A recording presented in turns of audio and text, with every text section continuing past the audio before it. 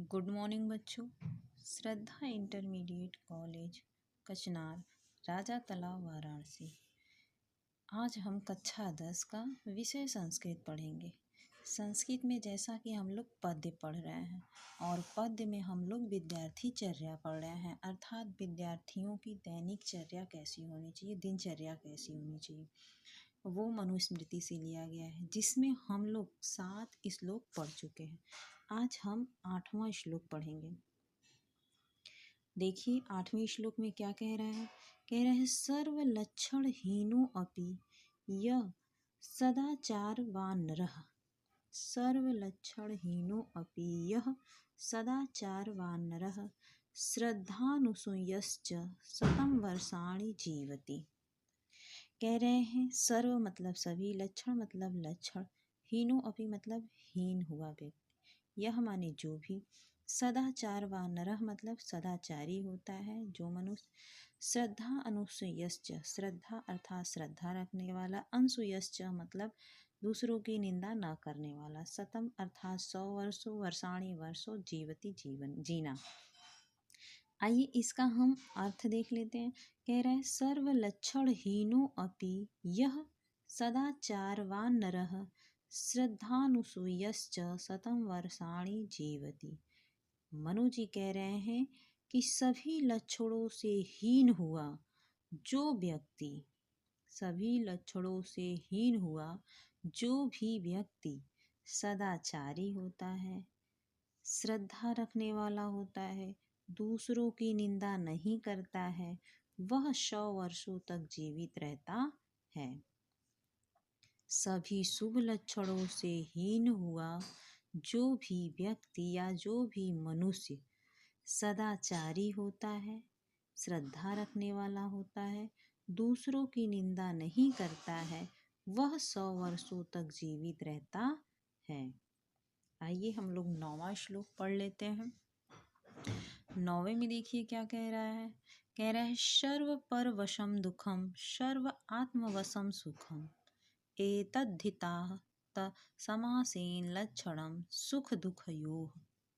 सर्व अर्थात सभी, परवशम मतलब पराधीनता, दुखम मतलब दुख, सर्व आत्मवशम, आत्मवशम मतलब स्वाधीनता अर्थात अपने, सुखम मतलब सुख।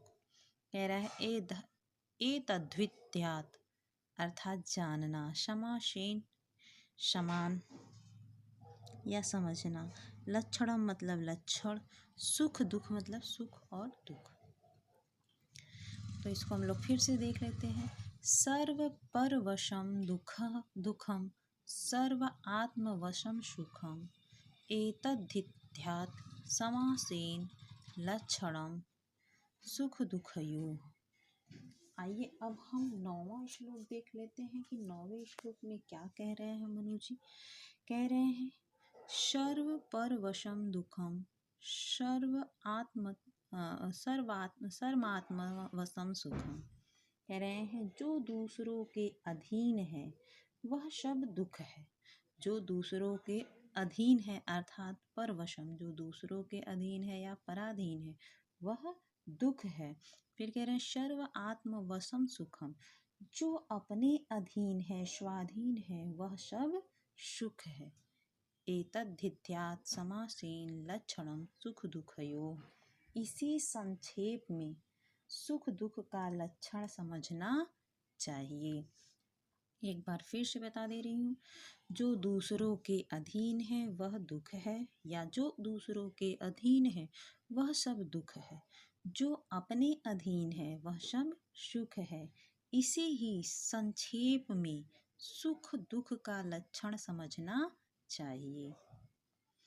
आइए लास्ट हम लोग श्लोक देख लेते हैं। कह रहे हैं मनु जी की एकाकी चिंत नित्यम विविक्ते हितमात्मनः। एकाकी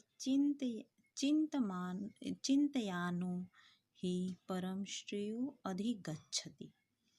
अधिगच्छति मतलब प्राप्त करना, एकाकी मतलब अकेले में, चिंत नित्यम मतलब चिंता करना, विभक्त मतलब एकांत में। लास्ट पे श्लोक देख लेते हैं फिर से। एकाकी चिंत नित्यम विभक्ते हितमात्मनम एकाकी चिन्त्यमानो यानो हि परम श्रेयो अधिगच्छति। अर्थात एकांत में अकेले होते हुए सदा अपने हित के विषय में चिंतन करना चाहिए। एकांत कह रहे हैं, एकांत में अकेले होते हुए सदा अपने हित की चिंता करनी चाहिए। मनु जी कह रहे हैं कि एकांत में अकेले होते हुए सदा अपने हित के विषय में चिंतन करना चाहिए। एकाकी चिंतयानो ही परम श्रेयो अधिगच्छति। और कह रहे हैं क्योंकि अकेले में ही चिंतन करने वाला व्यक्ति परम कल्याण को प्राप्त करता है। एक बार फिर से बता दे रही हूँ, एकांत में अकेले होते हुए सदा अपने हित के विषय में चिंतन करना चाहिए, क्योंकि अकेले ही चिंतन करने वाला व्यक्ति परम कल्याण को प्राप्त करता है। एक बार मैं फिर से तीनों का अर्थ बता दे रही हूँ कि कह रहे हैं, एक बार फिर से तीनों का अर्थ बता दे रही हूँ।